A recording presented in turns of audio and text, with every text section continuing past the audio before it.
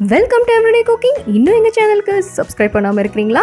மறக்காமல் கிளிக் பண்ணுங்கள் சப்ஸ்கிரைப் பட்டனையும் பெல் ஐக்கானையும். எப்போது எங்களோட கனெக்டடாக இருங்க அண்ட் சப்ஸ்கிரிப்ஷன் ஃப்ரீ. இன்றைக்கி நம்ம சிம்பிளாக ஒரு கொண்டக்கடலை சுண்டல் பார்க்கலாம்.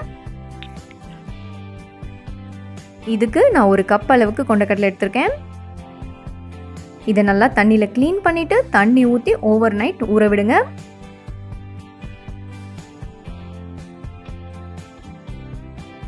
இதோ கடலை ஊறியாச்சு. அடுத்ததாக ப்ரெஷர் குக் பண்ண போகிறோம்.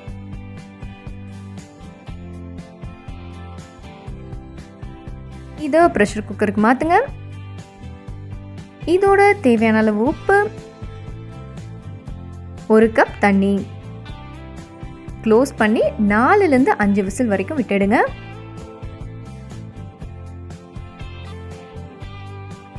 கடலை வெந்தாச்சு. அடுத்ததாக இதை தாளிச்சிடலாம். பேனில் கொஞ்சம் ஆயில் விடுங்க. இதில் 1/2 டீஸ்பூன் கடுகு, 1/2 டீஸ்பூன் உளுந்து ஆட் பண்ணுங்க. கடுகு வெடிச்சதும் கொஞ்சமாக கருவேப்பிலை, 2 இல்லைன்னா 3 காஞ்ச மிளகாய் ஆட் பண்ணலாம். காஞ்ச மிளகாவை இந்த மாதிரி 2-3 உடச்சி போட்டுக்கோங்க. அடுத்ததாக வேக வச்ச அந்த கடலையும் இதோட சேர்த்துடலாம்.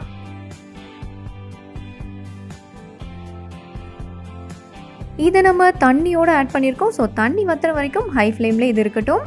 இப்போ தேவையான அளவு உப்பு ஆட் பண்ணிக்கலாம்.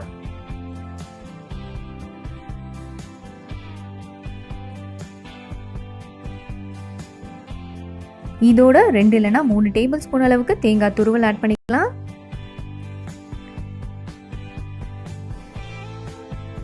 இன்னும் கொஞ்சம் கூட தேங்காய் துருவல் வேணும்னா நீங்கள் ஆட் பண்ணிக்கலாம். ஏன்னா எவ்வளோ தேங்காய் துருவல் போடுறீங்களோ அவ்வளோ தூரம் இந்த சுண்டல் நல்லாயிருக்கும்.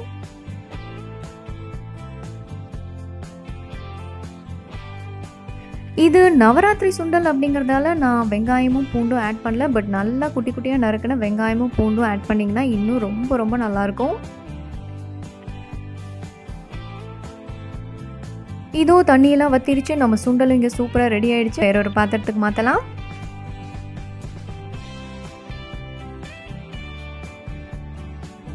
கொண்டக்கடலை சுண்டல் இங்கே சூப்பராக ரெடி ஆயிடுச்சு. நவராத்திரிக்கு கண்டிப்பாக ட்ரை பண்ணுங்க. வேறொரு இன்ட்ரெஸ்டிங்கான ரெசிபியோட உங்களை சந்திக்கிறோம். எங்கள் வீடியோஸ் எல்லாம் பிடிச்சிருந்தா லைக் பண்ணுங்க, ஷேர் பண்ணுங்க, கமெண்ட் பண்ணுங்க. மறக்காம எங்கள் சேனலுக்கு சப்ஸ்கிரைப் பண்ணுங்க.